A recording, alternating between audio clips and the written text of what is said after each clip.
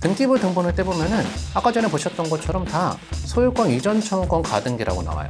즉 등기부상으로 봤을 때는 그게 담보가등기인지 이전가등기인지 구별이 안 된단 말이에요. 그러면은 담보가등기인지 이전가등기인지를 어떻게 구분하는 거냐? 한 세 가지 방법으로 이 둘을 구분할 수가 있습니다.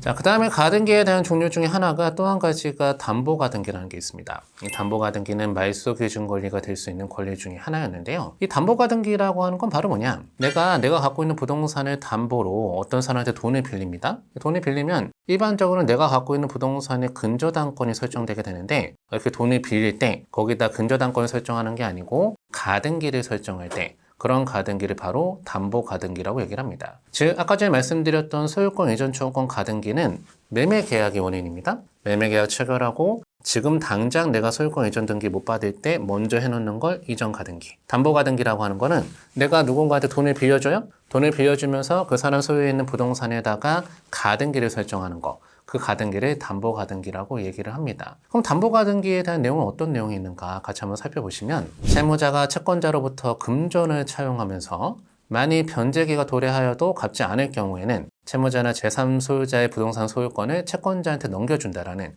여기가 중요합니다. 대물변제 예약을 하고 나아가 담보의 목적으로 하는 가등기를 말한다. 즉, 이 담보가등기라고 하는 거는 돈을 빌려주고 혹시라도 네가 나중에 이 돈을 갚지 못할 때는 내가 본등기를 실행해서 이 부동산 소유권을 가져가겠다. 즉 대물변제를 하겠다라고 하는 형식으로 설정하는 걸 담보가등기라고 얘기를 한다라는 겁니다. 자, 그렇게 된다라고 하면은 돈을 빌려주고 나중에 그 사람이 돈을 안 갚게 된다라고 하면은 본등기를 실행해서 부동산 소유권을 갖고 올 수가 있다. 다만 청산이라는 절차는 거쳐야 된다 이렇게 얘기를 합니다. 예를 들어서 그 사람 집이 한 3억짜리예요. 나는 2억을 빌려줬어요. 2억을 빌려주고 지금 이자가 한 2천만 원 정도 찼다. 이렇게 한번 봐보죠. 그럼 2억 2천만 원 받을 돈을 갖고 3억짜리 집을 갖고 오려고 하는 거잖아요. 그럼 이 사람한테 얼마는 지불하고 가져올 수가 있다? 그 차액인 8천만 원은 지불하고 가져올 수가 있다라는 내용입니다. 이 담보가등기라는 거 여러분들 알아두시면 굉장히 유용한 제도 중에 하나입니다. 그 부동산에다 근저당권을 설정하는 것도 하나의 방법이겠지만 이렇게 담보가등기를 설정하는 것도 좋은 방법 중에 하나라는 거죠. 근데 여기서 중요한 게 바로 뭐냐면은 이 담보가등기라고 하는 이 용어가 등기법상 용어가 아니라는 거. 등기법상 용어가 아니라고 하는 거는 우리가 등기부 등본을 떼봤을 때 친절하게 담보가등기 이렇게 나오지를 않는다라는 겁니다. 등기부 등본을 떼보면은 아까 전에 보셨던 것처럼 다 소유권 이전 청구권 가등기라고 나와요. 즉 등기부상으로 봤을 때는 그게 담보가등기인지 이전가등기인지 구별이 안 된단 말이에요. 그러면은 담보가등기인지 이전가등기인지를 어떻게 구분하는 거냐? 한 세 가지 방법으로 이 둘을 구분할 수가 있습니다. 첫 번째는 바로 뭐냐면은 만약에 그 경매 신청권자가 가등기권자가 직접 경매를 신청했다. 경매를 신청했다라고 하는 거는 받을 돈이 있으니까 경매 신청했겠죠? 그러면 그런 가등기는 무슨 가등기로 볼 수가 있다?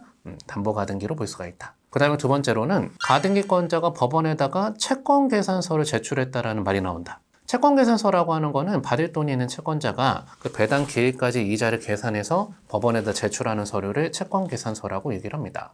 가등기권자가 법원에다가 채권계산서를 제출했다라고 하는 거는 받을 돈이 있으니까 채권계산서를 제출했겠죠. 그런 가등기는 무슨 가등기로 볼 수가 있다? 담보가등기로 볼 수가 있다. 세 번째로는 가등기권자가 법원에다가 배당 요구를 신청했다는 말이 나온다라고 하면은 그게 바로 담보가등기입니다. 받을 돈이 있으니까 배당 요구를 신청했겠죠. 즉 담보가등기는 어떠한 채권이 있을 때 설정하는 거를 담보가등기라고 얘기를 하기 때문에 여러분이 그런 방법으로만 구분이 가능하다는 겁니다. 실제로 사례를 몇 가지 같이 봐보시면은 이 담보가등기에 관련된 사례는 좀 많이 없어서 옛날 사례를 보여드릴 수밖에 없는데 첫 번째 사례 한번 같이 봐볼게요. 사건 번호를 보시면 2006타경 6139번 사건입니다. 소재지는 충북 음성에 다세대 빌라가 나와 있었던 사례인데요. 물건이 좋았던 물건은 아니니까 패스하고 권리관계만 바로 볼게요. 등기부 등본 현황 한번 봐보니까 가장 먼저 설정되어 있는 권리는 소유권 이전 청구권 가등기가 가장 먼저 설정되어 있다. 그러니까 즉 등기부 등본만 봤을 때는 그게 이전 가등기인지 담보 가등기인지 확인이 안 된다는 겁니다. 등기부 등본 떼면 다 그냥 저렇게 소유권 이전 청구권 가등기라고 나와요. 그럼 여러분들은 저게 이전 가등기인지 담보 가등기인지를 구별해서 권리 분석을 하셔야 된다는 거예요. 그거에 따라서 권리 분석이 완전히 달라지기 때문에 그렇습니다. 그러면은 그게 이전 가등기인지 담보 가등기인지 구분할 때는 어떻게 구분하는가? 아까 전에 말씀드렸던 그 세 가지 방법으로 구분한다. 해당 사건에 힌트가 나와 있는 게 바로 뭐냐면은 주의사항을 한번 읽어보니까 아까 전에 그 가등기를 설정한 가등기권자가 권리 신고를 하면서 뒤에 내용이 중요하죠. 법원에다가 배당 요구를 신청했다라는 내용이 나오죠. 가등기권자가 배당 요구 신청했다. 받을 돈이 있으니까 배당 요구 신청했겠죠? 그러면 그 가등기는 무슨 가등기로 볼 수가 있다? 바로 담보 가등기로 볼 수가 있다는 거죠. 그렇기 때문에 해당 사건은 이 가등기가 가장 먼저 설정되어 있는 사건은 맞지만 이게 담보 가등기라는 거죠. 담보 가등기는 말소 기준 권리가 될 수가 있잖아요. 그러다 보니까 이 가등기가 말소 기준 권리가 되고 그 권리부터 소멸하기 시작해서 밑에 있는 권리가 다 소멸하다 보니 권리관계 문제가 없는 물건이었었다는 거죠. 자, 또 한 가지 사례 하나 더 봐보도록 하겠습니다. 자, 사건 번호를 같이 보시면 사건 번호는 2018 타경 10883번 사건입니다. 소재지는 대전광역시 중구 유치원동에 소재하고 있었던 다세대 빌라인데요. 이것도 마찬가지로 권리관계로 바로 보겠습니다.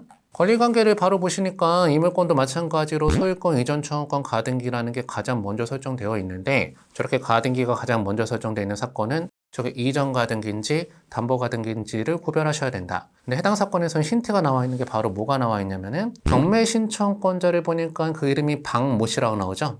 그 박모 씨는 위에 소유권 이전 청구권 가등기를 걸어놓은 박모 씨 동일한 사람입니다. 즉 가등기권자가 경매를 직접 신청했다.